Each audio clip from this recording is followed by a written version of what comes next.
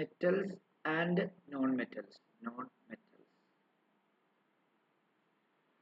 അതിനകത്ത് നമ്മൾ ആദ്യം പറയാൻ പോകുന്ന മെറ്റലിന്റെ ഫിസിക്കൽ പ്രോപ്പർട്ടിയാണ്, പിന്നെ നോൺ മെറ്റലിന്റെ ഫിസിക്കൽ പ്രോപ്പർട്ടി, അതിന്റെ എക്സെപ്ഷണൽ കേസുകളൊക്കെ പറഞ്ഞിട്ടാണ് പിന്നെ കെമിക്കൽ പ്രോപ്പർട്ടീസ് ഓഫ് മെറ്റലിലേക്ക് കയറുന്നത്. കെമിക്കൽ പ്രോപ്പർട്ടീസ് ഓഫ് മെറ്റലിൽ നിന്നാണ് കൂടുതൽ ചോദ്യങ്ങൾ ഉണ്ടാകുന്നത്. നല്ല പാടുള്ളൊരു ചാപ്റ്ററാണ്, മനസ്സിലാക്കാൻ ഒത്തിരി റിയാക്ഷനാണ്. റിയാക്ഷൻസ് എവിടെ നിന്ന് എന്തൊക്കെ ചോദിക്കും എന്നുള്ള കാര്യങ്ങളൊക്കെ മനസ്സിലാക്കാൻ ബുദ്ധിമുട്ടാണ്. അതേപോലെ തന്നെ ഇലക്ട്രോലിസിസ് എന്ന് പറയുന്ന ഒരു പ്രോസസ്സ് വെച്ചിട്ട് കുറേ കാര്യങ്ങൾ നമുക്കിവിടെ പഠിക്കാനുണ്ട്. ആനിയോൺ കാറ്റിയോൺ ഡെപ്പോസിഷൻ എങ്ങനെയാണ്, എന്താണ്, അതേപോലെ റിയാക്റ്റീവ് ആയിട്ടുള്ള മെറ്റൽ എങ്ങനെയാണ്, അല്ലെങ്കിൽ അതിന്റെ ഓർഡർ എന്താണെന്നൊക്കെ പറയുന്ന കുറേ കാര്യങ്ങൾ നമുക്കിവിടെ പഠിക്കാനുണ്ട്. പിന്നെ മെറ്റലിനെ എക്സ്ട്രാക്ട് ചെയ്യുന്നത് എങ്ങനെയാണെന്നുള്ള കാര്യങ്ങൾ നമുക്ക് ഈ ചാപ്റ്ററിനകത്ത് പഠിക്കാനുണ്ട്. അതൊക്കെ വളരെ വളരെ ഇമ്പോർട്ടൻ്റ് ആണ്. അതായത് നിങ്ങൾക്ക് പഠിക്കാനുള്ളതിൽ കെമിസ്ട്രിക്കകത്ത് ഏറ്റവും കൂടുതൽ മാർക്കിന് ക്വസ്റ്റ്യൻ ചോദിക്കുന്ന 2 ചാപ്റ്ററാണ്, ഒന്ന് ഓർഗാനിക് കെമിസ്ട്രി, ഒന്ന് ഇതും. അപ്പോൾ ഇത് വൃത്തിക്ക് പഠിക്കണം. ആദ്യമൊക്കെ എളുപ്പമായിരിക്കും, ഇച്ചിരി ബേസിക്സ് ആണ് പറയുന്നത്. ഓക്കെ ആണല്ലോ? അപ്പം എഴുതുക, മെറ്റൽ എന്ന സബ് ഹെഡിങ് എഴുതുക. എന്നിട്ട് വീണ്ടും ഒരു ഡോട്ട് ഇട്ടിട്ട് ഫിസിക്കൽ പ്രോപ്പർട്ടീസ് എഴുതുക. ഫിസിക്കൽ പ്രോപ്പർട്ടീസ് എഴുതുക.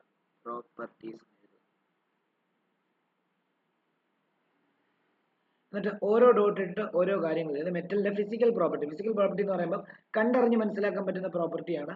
നേരിട്ട് അതായത് കണ്ടറിഞ്ഞ് മനസ്സിലാക്കാൻ പറ്റുന്ന പ്രോപ്പർട്ടീസിനെയാണ് നമ്മൾ ഫിസിക്കൽ പ്രോപ്പർട്ടി എന്ന് പറയാം, അല്ലേ? അപ്പൊ അതിൽ ഒന്ന് എന്ന് പറയുന്നത് metal in there pure state have shining appearance.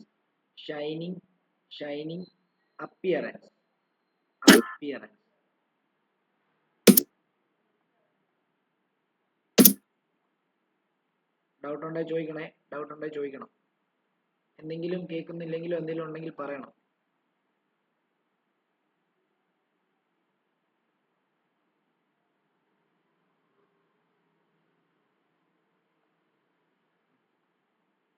Okay. This property and ബാക്കിയായിട്ട് this property is called metallic luster.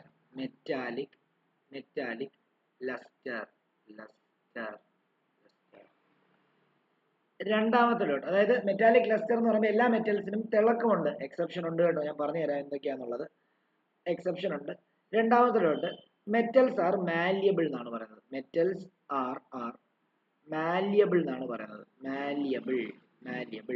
Malleable എന്ന് പറഞ്ഞാൽ എന്താ? അടിച്ച് പരത്തി ഷീറ്റ് ആക്കാൻ പറ്റും. നിങ്ങളുടെയൊക്കെ റൂഫിന്റെ മണ്ടയ്ക്ക് ചെയ്തിരിക്കുന്ന അലൂമിനിയം ഷീറ്റ് എങ്ങനെയാ? അലൂമിനിയം നല്ല കട്ടയായിട്ട് ഇടുന്നതിന് അടിച്ച് പരത്തി നല്ല തിന്നാക്കിയിട്ട് ഇങ്ങനെ നിരപ്പിന് നമുക്ക് ഷീറ്റ് ആയിട്ട് ഉപയോഗിക്കാൻ പറ്റും എന്നുള്ള രീതിയിലാണ് നമ്മൾ അതിന്റെ മാലിബിലിറ്റി എന്ന് പറയുന്നൊരു പ്രോപ്പർട്ടി, അല്ലെങ്കിൽ അതിന്റെ മാലിബിലിറ്റി എന്ന് പറയുന്ന പ്രോപ്പർട്ടി എന്ന് പറഞ്ഞു കഴിഞ്ഞാൽ അതിനെ അടിച്ച് പരത്തി ഷീറ്റ് ആക്കാൻ പറ്റും എന്നുള്ളതാണ് അത് കാണിക്കുന്നത്. അപ്പം ദ പ്രോപ്പർട്ടി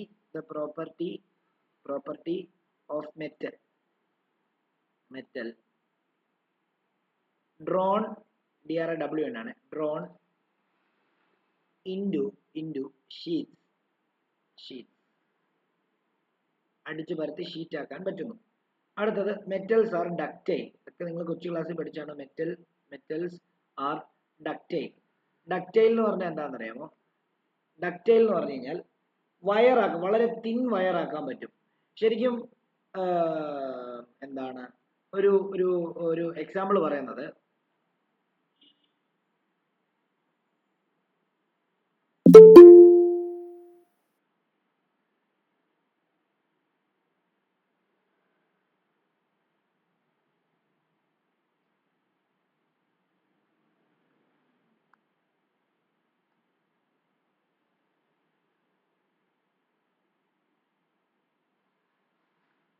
ഓക്കെ, അപ്പം ഇവിടെ നോക്കിയോളൂ. അതായത് മെറ്റൽസ് ആർ ഡക്റ്റൈൽ എന്ന് പറഞ്ഞാൽ എന്താ പറയുക? അതിനെ വയറാക്കാൻ പറ്റും. എലിജ നമ്മൾ ഇത്രയുമാണ് പറഞ്ഞത്. മെറ്റൽസ് നോൺ മെറ്റൽസ് എന്ന് പറഞ്ഞ ചാപ്റ്റർ പഠിച്ചുകൊണ്ടിരിക്കുന്നത്. മെറ്റലിന്റെ ഫിസിക്കൽ പ്രോപ്പർട്ടിയാണ് പറഞ്ഞുകൊണ്ടിരിക്കുന്നത്. മെറ്റൽ പ്യുവർ സ്റ്റേറ്റിൽ ഷൈനിങ് അപ്പിയറൻസ് കാണും. ആ പ്രോപ്പർട്ടീനെ മെറ്റാലിക് ലസ്റ്റർ എന്ന് പറയുന്നു. മെറ്റൽ മാലിബിൾ ആണ്. മാലിബിൾ എന്ന് പറയുമ്പോൾ ഒരു മെറ്റലിനെ അടിച്ച് പരത്തി നമുക്ക് ഷീറ്റ് ആക്കാൻ പറ്റുന്നു.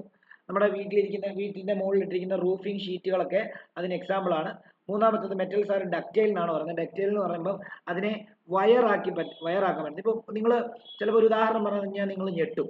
അതായത് 1 ഗ്രാം വയറും കൊണ്ട് 1 ഗ്രാം ഗോൾഡ് മെറ്റലും കൊണ്ട് ഒരു 2 മുതൽ 3 കിലോമീറ്റർ വരെ നീളമുള്ള തിൻ വയേഴ്സ് ഉണ്ടാക്കാൻ പറ്റും എന്നാണ് സയന്റിസ്റ്റ് അവകാശപ്പെടുന്നത്. അതങ്ങനെ പറ്റും, അതുകൊണ്ടാണല്ലോ അവർ അവകാശപ്പെടുന്നത്. അപ്പം നിങ്ങൾക്ക് അതൊരു അതിശയമായിരിക്കും. നിങ്ങൾ ആലോചിച്ച് 1 ഗ്രാം ഗോൾഡ് എന്ന് പറയുമ്പോൾ എത്രയുണ്ട്? അതിനെ അടിച്ചു പരത്തുക എന്ന് പറഞ്ഞാൽ അതിനെ എന്താണ് ഡക്റ്റൈലാക്കുക എന്ന് പറയുമ്പോൾ അത് വയറാക്കുക. നമുക്കറിയാലോ നമ്മുടെ ഈ വീട്ടിലൊക്കെ നമ്മുടെ പ്ലാസ്റ്റിക് വയറിനകത്തൂടെ പോകുന്ന ചെമ്പ് കമ്പികളുണ്ടല്ലോ, ആ ചെമ്പ് കമ്പി എന്ന് പറയുമ്പോൾ വളരെ തിന്ന, അപ്പൊ അതിനേക്കാട്ടിലും ഒക്കെ തിന്നാക്കാൻ പറ്റുന്ന രീതിയിലാണ്. അതായത് 1 ഗ്രാം ഗോൾഡിനെയും കൊണ്ട് നമുക്ക് 2 to 3 കിലോമീറ്റർ ലോങ് ആയിട്ടുള്ള എന്താണ് ഗോൾഡ് വയേഴ്സ് ഉണ്ടാക്കാനായിട്ട് പറ്റും എന്നുള്ളതാണ് നമുക്കതിൽ നിന്ന് മനസ്സിലാക്കുന്നത്. ഓക്കെ ആണല്ലോ. അപ്പം അത് ഡക്റ്റിലിറ്റി എന്ന് പറഞ്ഞാൽ എന്താന്ന് ചോദിച്ചു കഴിഞ്ഞാൽ the ability of metal to B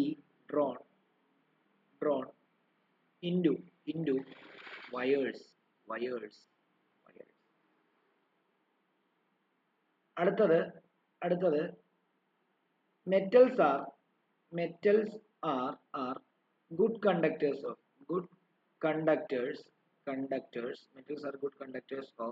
heat and electricity. Metals are good conductors of heat and electricity. അടുത്തത് metals have high melting point and boiling point. മെറ്റൽസിന് മെൽറ്റിംഗ് പോയിന്റ് ബോയിലിംഗ് പോയിന്റ് വളരെ കൂടുതലാണ്. Boiling point. അതേപോലെ രണ്ട് metal കൂട്ടിയിടിച്ചു കഴിഞ്ഞാൽ sound ഉണ്ടാക്കും. ആ പ്രോപ്പർട്ടിയെ നമ്മൾ സോണറസ് എന്നാണ് പറയുന്നത്. അപ്പം അതും കൂടെ ഒന്ന് എഴുതാം നമുക്ക്. Metals produce sound on striking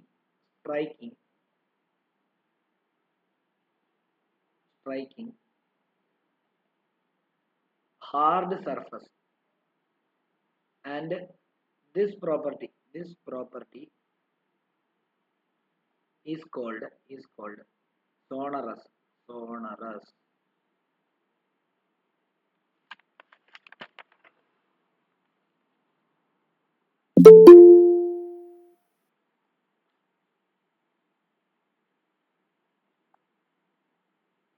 ജോഹാനെ ഇത്രയും കാര്യങ്ങൾ പറഞ്ഞു കേട്ടോ. അതുകൊണ്ട് ഇത്രയും ഒരു പേജിനുള്ള കാര്യങ്ങൾ പറഞ്ഞിട്ടുണ്ട്. അതിനുള്ള സ്ഥലം വിട്ടിട്ട് ബാക്കി എഴുതുക.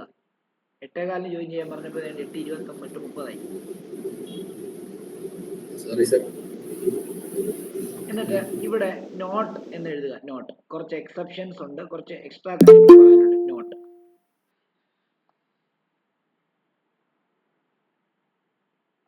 ആരവേ ഒരു പേജ് വിട്ടിട്ട് ബാക്കി എഴുതുക. അതുകൊണ്ട് ഇത്രയും പഠിപ്പിച്ചിട്ടുണ്ട് കണ്ടോ. ഒരു പേജിനുള്ളത് പഠിപ്പിച്ചിട്ടുണ്ട്. ഒരു പേജ് വിട്ടിട്ട് എഴുതുക. നോക്കിക്കോളൂ. Silver and copper are good conductors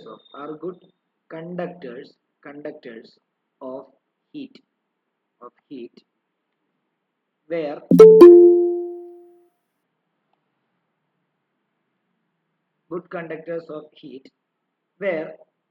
where lead and mercury are comparatively poor conductors of heat. അതായത് ഞാൻ ഇത്രയും നേരം പറഞ്ഞ കാര്യങ്ങൾ ഒന്നുകൂടെ പറഞ്ഞു തരാം. നമ്മൾ മെറ്റൽസ് ആൻഡ് നോൺ മെറ്റൽസ് എന്ന് പറഞ്ഞ ചാപ്റ്റർ ആണ് പഠിക്കുന്നത്. അതിൽ മെറ്റൽസിന്റെ ഫിസിക്കൽ പ്രോപ്പർട്ടീസ് ആണ് നമ്മൾ പഠിപ്പിച്ചുകൊണ്ടിരിക്കുന്നത്. ഫിസിക്കൽ പ്രോപ്പർട്ടി എന്ന് പറയുമ്പോൾ നമുക്ക് നേരിട്ട് കണ്ടറിഞ്ഞ് മനസ്സിലാക്കാൻ പറ്റുന്ന പ്രോപ്പർട്ടീസ്. അതിലൊരെണ്ണം metals in their pure state have shining appearance ആണ്. ആ പ്രോപ്പർട്ടിയെ മെറ്റാലിക് ലസ്റ്റർ എന്നാണ് വിളിക്കുന്നത്. മെറ്റൽസ് എല്ലാം തിളങ്ങും, നമുക്കറിയാം. രണ്ട്, മെറ്റൽസ് ആർ മാലിബിൾ എന്നാണ് പറയുന്നത്. മാലിബിൾ എന്ന് പറയുമ്പോൾ മെറ്റൽസിനെ അടിച്ച് പരത്തി ഷീറ്റ് ആക്കാൻ പറ്റും. നമ്മുടെ വീടിന്റെ മുകളിൽ ഇട്ടിരിക്കുന്നതൊക്കെ അലൂമിനിയം ഷീറ്റുകളൊക്കെ അതിന് എക്സാമ്പിൾ ആണ്. അത്രയും തിന്നാക്കി ഷീറ്റ് ആക്കാനായിട്ട് പറ്റും. പിന്നെ മെറ്റൽസ് ആർ ഡക്റ്റൈൽ. മെറ്റൽസിനെ നമുക്ക് വയറാക്കാൻ പറ്റും. നമ്മുടെ വീട്ടിൽ ഇലക്ട്രിസിറ്റി ട്രാൻസ്ഫർ ചെയ്യാൻ വേണ്ടി ഉപയോഗിക്കുന്ന എന്താ, കോപ്പർ വയറുകൾ. ആ കോപ്പർ വയറുകൾ നിങ്ങൾ ആ പ്ലാസ്റ്റിക് കോട്ടിങ്ങിന്റെ ഉള്ളിൽ നോക്കി കഴിഞ്ഞ് കഴിഞ്ഞാൽ വളരെ തിന്നായിട്ടുള്ള സാധനമാണ്. ഓൾറെഡി ഞാൻ പറഞ്ഞു 1 ഗ്രാം ഗോൾഡും കൊണ്ട് 2 മുതൽ 3 കിലോമീറ്റർ നീളമുള്ള വയറുകൾ ഉണ്ടാക്കാൻ പറ്റും. ആ വയറുകളാക്കി മാറ്റാൻ പറ്റുന്ന മെറ്റലിന്റെ പ്രോപ്പർട്ടിനെയാണ് ഡക്റ്റിലിറ്റി എന്ന് പറയുന്നത്. പിന്നെ മെറ്റൽസ് എല്ലാം good conductors of heat and electricity ആയിരിക്കും. മെറ്റലിന്റെ മെൽറ്റിംഗ് പോയിന്റും ബോയിലിംഗ് പോയിന്റും ഹൈ ആയിരിക്കും. അതേപോലെ മെറ്റൽ ഏതെങ്കിലും ഒരു ഹാർഡ് സർഫസിൽ അടിച്ചു കഴിഞ്ഞാൽ ശബ്ദം കേൾക്കും. അതിനെ നമ്മൾ സോണറസ് എന്ന് പറയും. ഓക്കെ, ഇനി നമ്മൾ കുറച്ച് എക്സ്ട്രാ ആയിട്ടുള്ള കാര്യങ്ങൾ പറയാൻ പോവാണ്. സിൽവറും കോപ്പറും ഗുഡ് കണ്ടക്ടേഴ്സ് ഓഫ് ഹീറ്റ് ആണ്. Where lead and mercury are comparatively poor conductors of heat. അപ്പോൾ അവിടെയും ഈ പറഞ്ഞ പോലെ തന്നെ എല്ലാ മെറ്റൽസും good conductors of heat and electricity അല്ല, എല്ലാം ബെസ്റ്റ് ആണെന്ന് നമുക്ക് പറയാൻ പറ്റത്തില്ല. സിൽവറും കോപ്പറും ഒക്കെ ഹീറ്റിനെ കണ്ടക്ട് ചെയ്യും, പക്ഷെ ലെഡും മെർക്കുറിയും ഒക്കെ ഹീറ്റിനെ കണ്ടക്ട് ചെയ്യുമെങ്കിലും കമ്പാരിറ്റീവ്ലി കുറവാണ്. ഓക്കെ, ഒന്ന്. രണ്ടാമത്തെ കൺസെപ്റ്റ് എന്ന് പറയുമ്പോൾ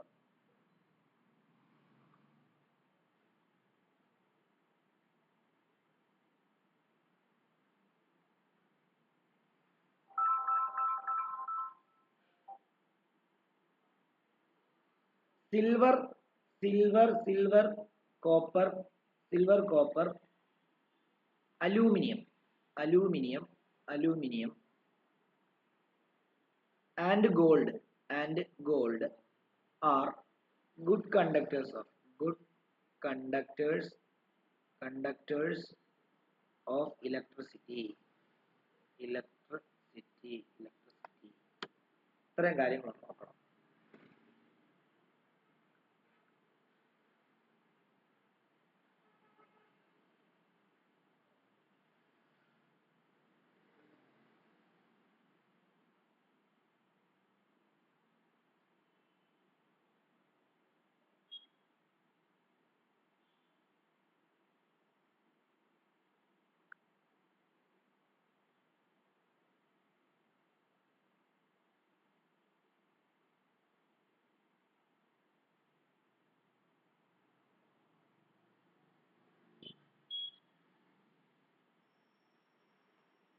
ഇനി ഒരു കാര്യം കൂടെ എഴുതിക്കോ. Iron, mercury, tungsten are poor conductors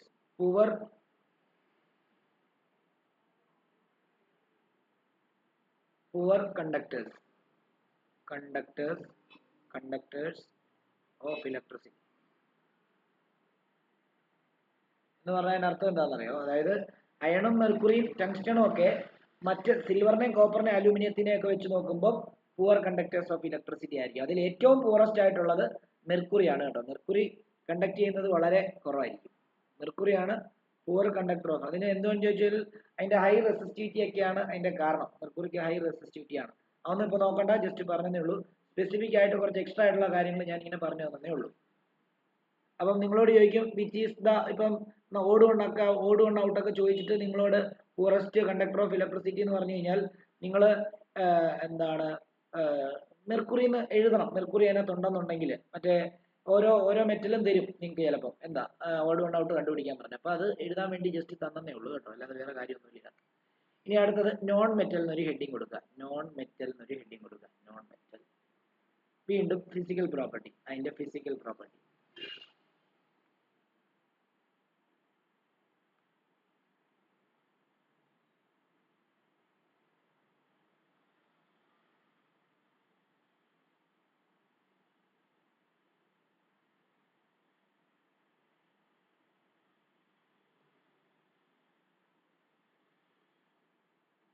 ഒന്നാമത് non metals are non lustrous except iodine. അതായത് നോൺ മെറ്റൽ എല്ലാം നോൺ ലസ്ട്രസ്, തിളക്കമില്ലാത്ത ആൾക്കാരാണ്. പക്ഷേ എക്സെപ്ഷൻ ഉണ്ട്, അയഡിൻ തിളക്കമുള്ള നോൺ മെറ്റലാണ്. മെറ്റലിനെ പോലെ തന്നെ തിളക്കമുള്ള ഒരു നോൺ മെറ്റലാണ് അയോഡീൻ. അതൊരു എക്സെപ്ഷൻ ആണ്. പിന്നെ ദേ ആർ നോട്ട് മാലിബിൾ. അവിടെ തന്നെ നേരെ ഓപ്പോസിറ്റ് ആയിരിക്കില്ല. They are not malleable. അവിടെ മാലിബിൾ ആയിരുന്നു, ഇത് മാലിബിൾ അല്ല, മാലിയബിൾ. അതേപോലെ തന്നെ അടുത്തത് അത് ഒരുമിച്ച് എഴുതാം കേട്ടോ. അത് വേറെ, they are not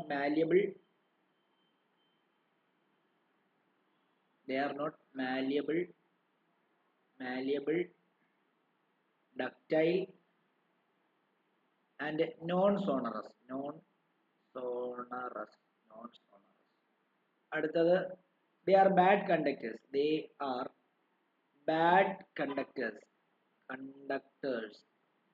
conductors of electricity. അവിടെ എക്സെപ്ഷൻ ഉണ്ട്, കാർബൺ. ആ ഫിസിക്കൽ പ്രോപ്പർട്ടീസിനകത്ത് എന്താ ലസ്ട്രസ് എന്ന് പറഞ്ഞില്ലായിരുന്നു? അതിനകത്ത് ഡയമണ്ടും ഇല്ലേ? ഡയമണ്ടും ഇല്ലേ? കേട്ടില്ല. ഡയമണ്ടും ലസ്ട്രസ് അല്ലേ? ആ, അതായത് ഡയമണ്ട് അല്ല, ഡയമണ്ട് ലസ്ട്രസ് ഡയമണ്ട് ലസ്ട്രസ് എന്ന് പറഞ്ഞു കഴിഞ്ഞാൽ ആ ഡയമണ്ടിൽ ലെസ്റ്റർ ഉണ്ടെങ്കിൽ, ലെസ്റ്റർ ഉണ്ടാവണേ എന്ത് ചെയ്യണമെന്ന് അറിയാമോ? ടോട്ടൽ ഇന്റേണൽ റിഫ്ലക്ഷൻ എന്ന് പറഞ്ഞൊരു പ്രോസസ്സ് നടന്നാൽ മാത്രമേ ഡയമണ്ട് ലസ്ട്രസ് ആകത്തുള്ളൂ. മനസ്സിലായോ? ലസ്ട്രസ് ആണ് നമുക്ക് പറയാം, അത് പ്രശ്നമൊന്നുമില്ല. പക്ഷേ നമ്മൾ ഡയമണ്ട് എന്ന് പറയുമ്പോൾ കാർബണിന്റെ ഒരു അലോട്രോപ്പ് ആണ്. അപ്പം അലോട്രോപ്പിന്റെ കേസ് പറയുമ്പോൾ നമുക്കത് പറയാമെന്നുള്ളതേ ഉള്ളൂ. പിന്നെ ഞാൻ കഴിഞ്ഞ ദിവസം പറഞ്ഞായിരുന്നു ടോട്ടൽ ഇന്റേണൽ റിഫ്ലക്ഷൻ ഞാൻ പഠിപ്പിച്ചില്ലായിരുന്നോ? അത് പഠിപ്പിച്ചപ്പോൾ ഞാൻ പറഞ്ഞായിരുന്നു വെട്ടമുണ്ടെങ്കിൽ മാത്രമേ ഡയമണ്ടിന് നല്ല തിളക്കമുള്ളൂ. ശരിയാണോ? ആണോ? ഞാൻ ഇത് പറഞ്ഞായിരുന്നോ ജോഹാനെ? ഓക്കെ. അപ്പം they are bad conductors of electricity except graphite. Graphite ഈ പറഞ്ഞ പോലെ തന്നെ ഡയമണ്ട് പോലെ തന്നെ ഡയമണ്ടും ഗ്രാഫൈറ്റും ബക്ക്മിനിസ്റ്റർ ഫുള്ളറി എന്ന് പറയുന്ന 3 ആൾക്കാരാണ് നമ്മുടെ കാർബണിന്റെ 3 അലോട്രോപിക് ഫോം. അതിൽ കാർബൺ മെറ്റലിന്റെ പ്രോപ്പർട്ടി കാണിക്കും. എങ്ങനെ കാണിക്കും? ഇലക്ട്രിസിറ്റിയെ കണ്ടക്ട് ചെയ്ത് കാണിക്കും. ഡയമണ്ട് മെറ്റലിന്റെ പ്രോപ്പർട്ടി കാണിക്കും. എങ്ങനെയാണ്? അത് ഹാർഡാണ്, ഭയങ്കര ഹാർഡാണ്. നോൺ മെറ്റൽ സാധാരണ ഹാർഡാണ്. പ്ലസ് ഇപ്പൊ ഈ ജോഹാൻ പറഞ്ഞ പോലെ തന്നെ തിളക്കം കാണിക്കും. ഓക്കെ. പക്ഷെ നമുക്ക് പ്രോപ്പർട്ടിക്കകത്ത് നമുക്ക് അങ്ങനെ പറയാറില്ല. എന്തായാലും okay. They are bad conductors of electricity except graphite. അതേപോലെ തന്നെ അടുത്ത dot they have low melting point and low boiling point. They have low melting point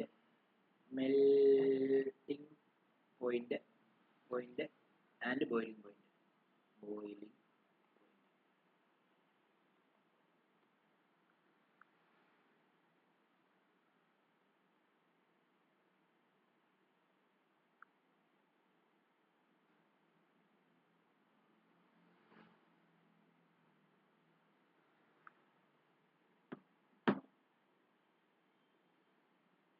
okay. ഇനി ഇതിനകത്ത് എക്സെപ്ഷൻസ് ഒക്കെ ഓരോന്ന് പറയാൻ പോവാണ്. അതിനകത്ത് ഞാൻ ഡയമണ്ടിന്റെ കാര്യങ്ങളൊക്കെ പറയുന്നുണ്ടാവും. കേട്ടോ ജോഹാനെ? ജോഹാൻ കേട്ടോ? ജോഹാൻ ഉണ്ടോ ഇവിടെ? ജോഹാനെ? അപ്പൊ നമ്മൾ എക്സെപ്ഷണൽ കേസാണ്, ഈ നോൺ മെറ്റൽസിന്റെ കുറച്ച് എക്സെപ്ഷണൽ കേസാണ് പറയാൻ പോകുന്നത്. അതിനകത്ത് നമുക്കിപ്പം ഈ പറഞ്ഞ കുറെ കാര്യങ്ങൾ നമുക്ക് ഡീറ്റെയിൽ ആയിട്ട് പറയാനുണ്ട്. അപ്പൊ നമുക്ക് നോക്കാം. അതിന് എക്സെപ്ഷണൽ കേസ് എന്ന് എഴുതിക്കോ. Exceptional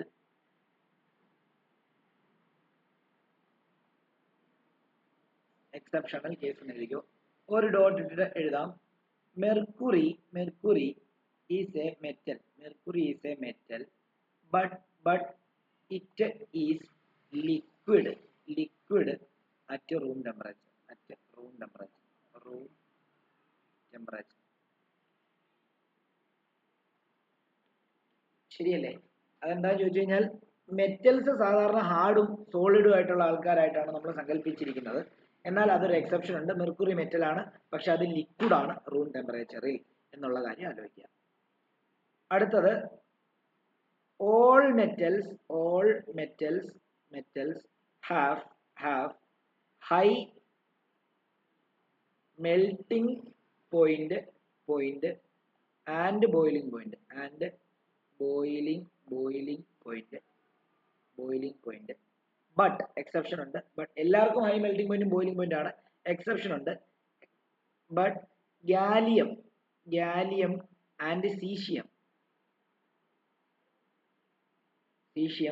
have very low melting point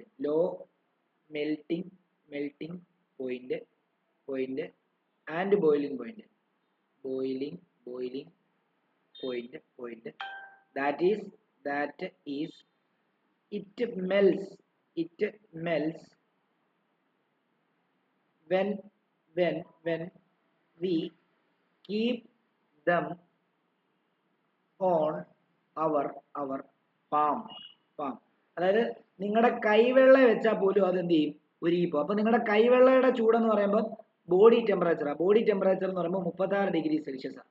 അപ്പോൾ ആ ബോഡി ടെമ്പറേച്ചറിൽ വെച്ച് കഴിഞ്ഞാൽ നിങ്ങളുടെ കയ്യിൽ വെച്ച് കഴിഞ്ഞാൽ ഗാലിയം സീസിയവും ഉരുകും എന്ന് പറഞ്ഞു കഴിഞ്ഞാൽ അതിന്റെ മെൽറ്റിംഗ് പോയിന്റ് 36°C താഴെയാണെന്നുള്ള കാര്യം നിങ്ങൾ ആലോചിച്ചോണം. ഓക്കെ ആണല്ലോ?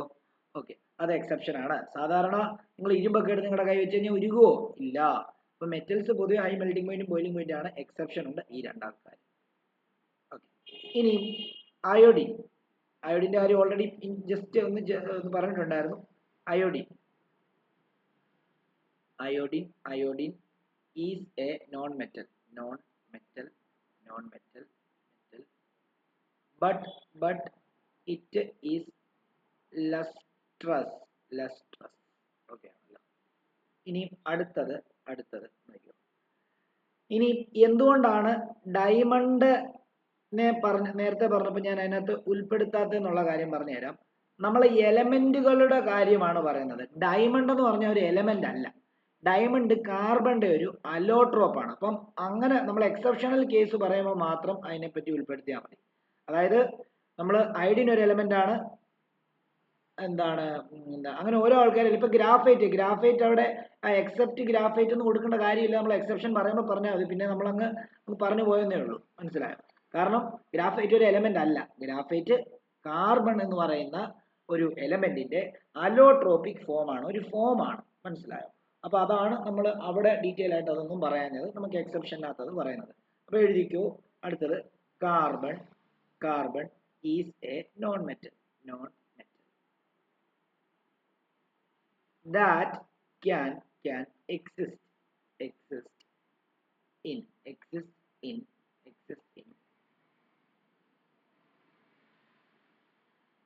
different form.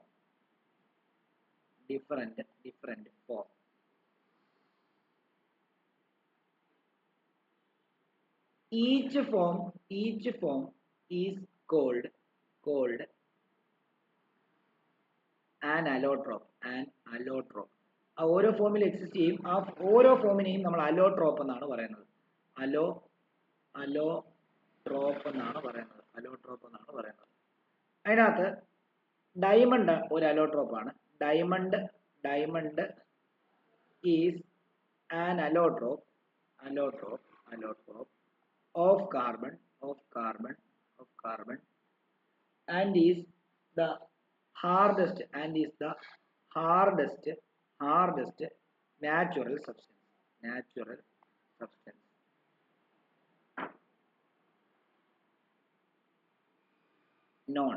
Hardest substance known, and has very high melting point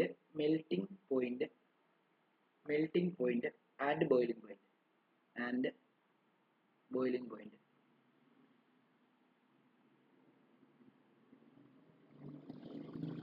ഇനി അതും കൂടെ എഴുതിക്കോ. they are also lustrous എന്നും കൂടെ എഴുതിക്കോ. they are also lustrous.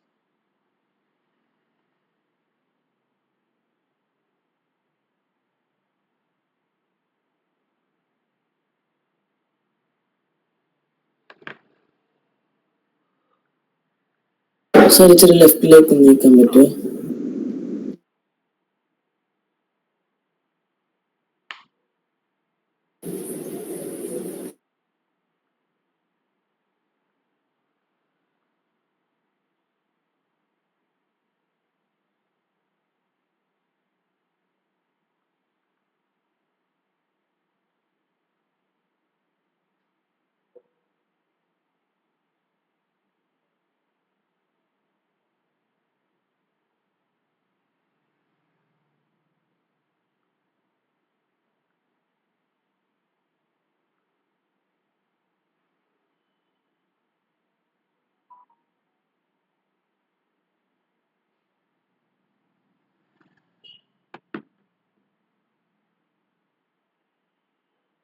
ഇനി അതിന്റെ ഒരു ലൈൻ വിട്ടിട്ട് എഴുതേണ്ടത് ഗ്രാഫൈറ്റ് ഈസ് അനദർ അലോട്രോപ്പ്.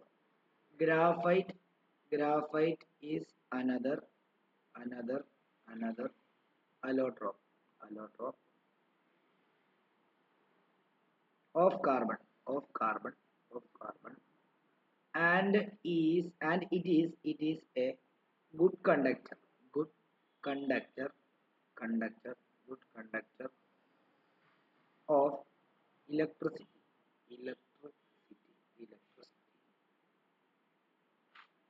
അതൊരു എക്സെപ്ഷൻ ആണ്. കാരണം നോൺ മെറ്റൽ ഇലക്ട്രിസിറ്റി കണ്ടക്ട് ചെയ്യാറില്ല, ഗ്രാഫൈറ്റ് കണ്ടക്ട് ചെയ്യും എന്നുള്ളതാണ്. ഓക്കെ, ഇനി അടുത്തൊരു ഡോട്ട് ഇട്ടിട്ട് alkali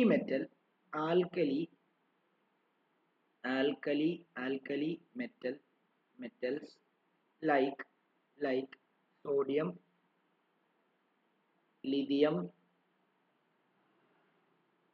and potassium are so soft that they can cut with a knife. They have low density and low melting point. അതായത് സാധാരണ മെറ്റൽസ് എല്ലാം ഹാർഡ് ആണെന്നാണല്ലോ നമ്മുടെ ജനറൽ കൺസെപ്റ്റ്. അതിലൊരു എക്സെപ്ഷൻ ഉണ്ട്, ലിഥിയം, സോഡിയം, പൊട്ടാസ്യം. നമ്മുടെ പഴം മുറിക്കുന്ന പോലെ, പഴം ഒരു കത്തിയും കൊണ്ട് എങ്ങനെ മുറിക്കാൻ പറ്റും, അതേ ലാഘവത്തോടെ നമുക്ക് ഈ മൂന്ന് ആൾക്കാരെ നമുക്ക് കട്ട് ചെയ്തെടുക്കാൻ പറ്റും എന്നുള്ളതാണ് നമുക്ക് ഇവിടുത്തെ ഒരു എക്സെപ്ഷൻ ആയിട്ട് പഠിക്കാനുള്ളത്. ഓക്കെ ആണല്ലോ. അതുകൊണ്ട് തന്നെ അവരുടെ ബോയിലിംഗ് പോയിന്റും മെൽറ്റിംഗ് പോയിന്റും വളരെ കുറവായിരിക്കും. അപ്പോൾ ഇത്രയുമാണ് നമ്മുടെ ഫിസിക്കൽ പ്രോപ്പർട്ടിക്കകത്ത് പറയാനുള്ളത്. അപ്പോൾ കെമിക്കൽ പ്രോപ്പർട്ടീസിനകത്ത് നമ്മൾ കയറുവാണ്. 2 കെമിക്കൽ പ്രോപ്പർട്ടീസ് പഠിക്കാൻ എനിക്ക് 9 മണി വരെ എന്ന സമയമുള്ളൂ. അപ്പം കെമിക്കൽ പ്രോപ്പർട്ടീസും കൂടെ നമുക്ക് തുടങ്ങി വെക്കാം. ഓക്കെ, അപ്പോൾ അടുത്ത ഇത് ഇത്ര എഴുതി കഴിഞ്ഞെങ്കിൽ കെമിക്കൽ പ്രോപ്പർട്ടീസ് ഓഫ് മെറ്റൽസ് എന്ന് കൊടുക്കുക.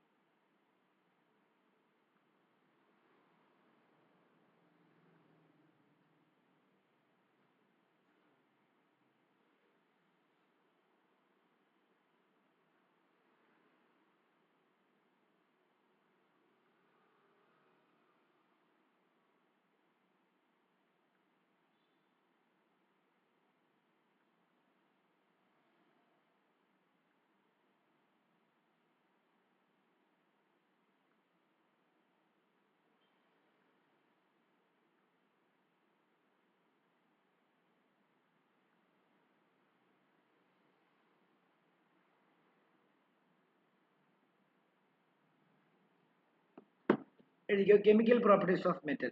ഹെഡിങ് എഴുതാം, chemical properties of metal. Chemical properties of metal. ഒന്നാമത്തേത് reaction of metal with oxygen. ഓക്സിജനുമായിട്ടൊരു മെറ്റൽ റിയാക്ട് ചെയ്ത് കഴിഞ്ഞാൽ എന്തുണ്ടാവും? ഒന്നുമില്ല, മെറ്റാലിക് ഓക്സൈഡ്സ് ഉണ്ടാവും, അത്രമേ ഉള്ളൂ. മെറ്റാലിക് ഓക്സൈഡുകൾ ബേസിക് ഓക്സൈഡുകളാണ് നമ്മൾ പറഞ്ഞായിരുന്നു. ആസിഡ് ബേസ് സോൾട്ട് പഠിപ്പിച്ച സമയത്ത് നമ്മൾ പറഞ്ഞായിരുന്നു OH- അയോൺസ് ഉണ്ടാക്കാൻ കഴിവുള്ളതും ബേസ് തന്നെയാണ്, O2- അയോൺസ് ഉണ്ടാക്കാൻ കഴിവുള്ളതും ബേസ് തന്നെയാണെന്നുള്ള കാര്യം നമ്മൾ പഠിച്ചിരുന്നു അല്ലേ? അപ്പോൾ ഇവിടെ എഴുതേണ്ടത് metal plus oxygen gives metal oxide. Metal plus oxygen gives metal oxide. Okay, metal oxide ഒരു ബേസിക് ഓക്സൈഡ് ആണെന്നുള്ള കാര്യം മനസ്സിലാക്കുക. ഓൾറെഡി നമ്മൾ കഴിഞ്ഞ ചാപ്റ്ററിനകത്ത് പഠിച്ചാണ്. അതായത് അതെന്ത് ചെയ്യും? ബേസിക് ഓക്സൈഡ് ആണെങ്കിൽ റെഡ് ലിറ്റ്മസിനെ ബ്ലൂ ആക്കി മാറ്റും, ശരിയല്ലേ? അതും കൂടെ വേണേ എഴുതിക്കോ. Turns red litmus blue. അതിന്റെ എക്സാമ്പിൾ നമുക്ക് ഓരോന്ന് എഴുതാം. ഇതിനകത്ത് ഓരോ എക്സാമ്പിളും വളരെ ഇമ്പോർട്ടൻ്റ് ആണ്. കുറെ എക്സെപ്ഷൻസ് ഒക്കെ ഉണ്ട് ഓരോ റിയാക്ഷനകത്തും. അപ്പോൾ അത് ഓരോന്നോരോന്ന് നമുക്ക് നല്ലതായിട്ട് പഠിക്കേണ്ടിയിരിക്കുന്നു. ഓക്കെ, അതിനകത്ത് നമുക്ക് എ എന്ന് പറയുന്ന എക്സാമ്പിൾ, നമുക്ക് സോഡിയം എണ്ണ എടുത്തിട്ട് ഓക്സിജനുമായിട്ട് റിയാക്ട് ചെയ്താൽ എന്ത് സംഭവിക്കുന്ന അറിയാമോ? നമുക്കറിയാം ഇവിടെ Na1+ അയോണും ഇവിടെ O2- അയോണുമാണ് ചേരുന്നത്. അപ്പോൾ ഇതിങ്ങനെ ക്രോസ് ചെയ്യുമ്പോൾ എന്തായിരിക്കും ഉണ്ടാകുന്നത്? Na2O ആയിരിക്കും ഉണ്ടാകുന്നത്, ശരിയല്ലേ? അയോൺസ് തമ്മിലാണ് ക്രോസ് ചെയ്ത് പ്രൊഡക്റ്റ് ഉണ്ടാകുന്നതെന്നുള്ള കാര്യം കഴിഞ്ഞ ചാപ്റ്റർ തൊട്ട് ഞാൻ പഠിപ്പിക്കുന്നുണ്ടായിരുന്നു. അപ്പം Na2O ആണ് ഉണ്ടാകുന്നത്. ബാലൻസ് ചെയ്യണം. ഇവിടെ 2 എണ്ണം ഉണ്ട്, ഇവിടെ 2 വന്നു കഴിഞ്ഞാൽ പറ്റത്തില്ല, ഇവിടെ ഓക്സിജൻ 2 എണ്ണം വരികയും ഇവിടെ 2 ഇട്ട് കൊടുത്തു കഴിഞ്ഞാൽ 2 4, അപ്പോൾ ഇവിടെ 4 ഇട്ട് കൊടുക്കണം. ഓക്കെ, ബാലൻസ് ചെയ്യുക. ഇവന്റെ പേര് സോഡിയം ഓക്സൈഡ് എന്നാണ്. സോഡിയം ഓക്സൈഡ് ആണ്.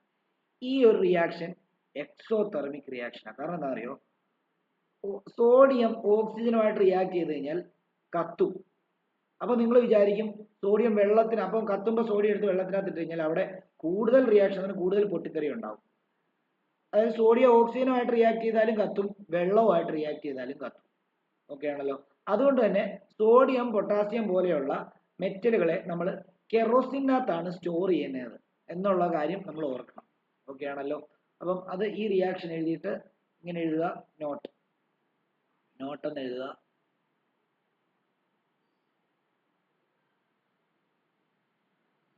Potassium and sodium metals are stored in kerosene oil to prevent their reaction with oxygen, moisture and carbon dioxide in air. Carbon dioxide in air.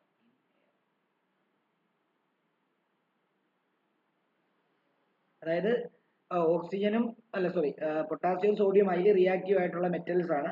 അത് ഓക്സിജനുമായിട്ട് react ചെയ്യുമ്പോൾ ഓക്സിജനുമായിട്ടോ അല്ലെങ്കിൽ മോയിസ്ചറുമായിട്ടോ അല്ലെങ്കിൽ carbon dye ഓക്സൈഡുമായിട്ടോ ഒക്കെ react ചെയ്യാതിരിക്കാൻ വേണ്ടി അതിനെ നമ്മൾ കെറോസിൻ ഓയിലിനകത്താണ് എന്ത് ചെയ്യുന്നത്, സ്റ്റോർ ചെയ്യുന്നത് എന്നുള്ള കാര്യം ഓർക്കുക.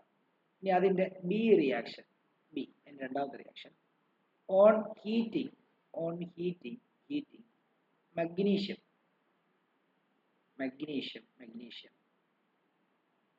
magnesium metal in air. എയറിൽ magnesium കത്തിച്ചാൽ it produce intense heat and light to form a basic oxide. അതായത് magnesium oxide തന്നെയാണ് ബേസിക് ഓക്സൈഡ് എന്ന് പറയുന്നത്. അപ്പോൾ അത് ഇങ്ങനെയാണ്. MgO2 റിയാക്ട് ചെയ്ത് കഴിഞ്ഞാൽ നമുക്കറിയാം ഇതിനകത്ത് ഏതൊക്കെ അയോൺസ് ആണ് റിയാക്ട് ചെയ്യുന്നത്, Mg2+ഉം O2- ആണ് ഇന്ററാക്ട് ചെയ്യുന്നത്. ക്രോസ് ചെയ്യുമ്പോൾ രണ്ടും 2 ആയതുകൊണ്ട് തന്നെ 2 രണ്ടും ക്യാൻസൽ ആയി പോയിട്ട് MgO ആയിരിക്കും അവിടെ ഓക്സൈഡ് വരുന്നത്. ഓക്കെ ആണല്ലോ. അപ്പോൾ നമുക്ക് ഇങ്ങനെ എഴുതാം, MgO. അപ്പം 2 MgO ആയിരിക്കും വരുന്നത്. ഇത് 2 ആണ്, ഇത് 2 ആണ്, 2 MgO.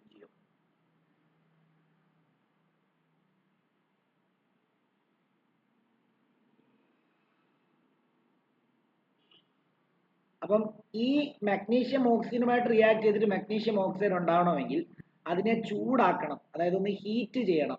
അപ്പൊ ഹീറ്റ് ചെയ്തിട്ടാണ് ഓക്സിജനുമായിട്ട് മാഗ്നീഷ്യം റിയാക്ട് ചെയ്യുന്നത് എന്നുള്ള കാര്യം മനസ്സിലായി. പക്ഷെ സോഡിയം ഓക്സിജനുമായിട്ട് റിയാക്ട് ചെയ്യാൻ ഹീറ്റ് ഒന്നും ചെയ്യേണ്ട, ചുമ്മാ ഓക്സിജനുമായിട്ടൊന്ന് കോണ്ടാക്ട് വന്നാൽ മതി, അപ്പൊ തന്നെ എന്ത് ചെയ്യും, ഒറ്റ കത്തല.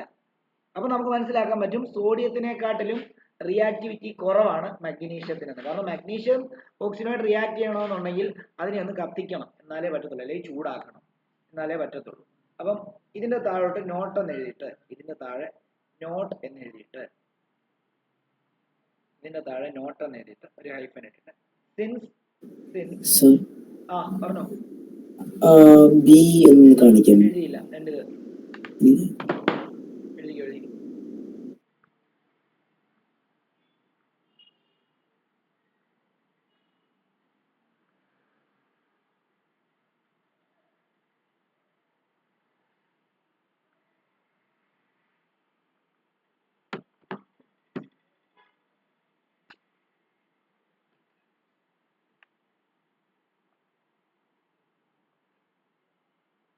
കഴിഞ്ഞ പറയണേ.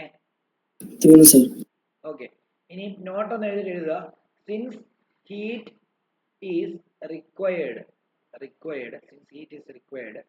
for the reaction of magnesium with oxygen. It means that magnesium is less reactive than sodium.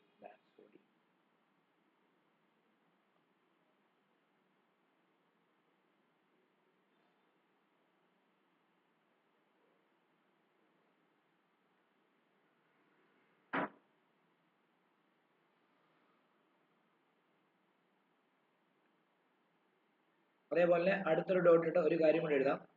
ഈ ഉണ്ടായ മഗ്നീഷ്യം ഓക്സൈഡ്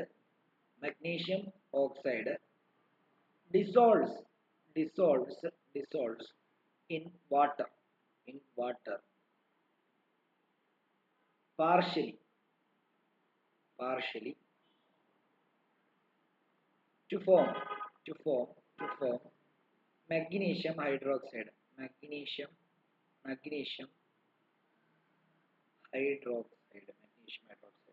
അതായത് MgO-നെ നമ്മൾ H2O-ക്കകത്ത് മിക്സ് ചെയ്ത് കഴിഞ്ഞാൽ അത് മഗ്നീഷ്യം. ഇവിടെ ഏതൊക്കെ അയോൺസ് ആണ്? ഞാൻ ഇച്ചിരി കൂടി ഇങ്ങോട്ട് മുകളിലോട്ട് വരയ്ക്കാം, നോക്കിയോ. അതായത് ഏതൊക്കെ അയോൺസ് ആണ്? ഇവിടെ Mg2 പ്ലസും O2 മൈനസും ആണ്. ഇവിടെ H പ്ലസും OH മൈനസും ആണ്. ഈ പോസിറ്റീവ് അയൺ ഈ നെഗറ്റീവ് അയണുമായിട്ട് ചേർന്നിട്ട് MgOH ട്വൈസ് ഉണ്ടാവും. എന്നുള്ളതാണ് ഓർക്കേണ്ടത്.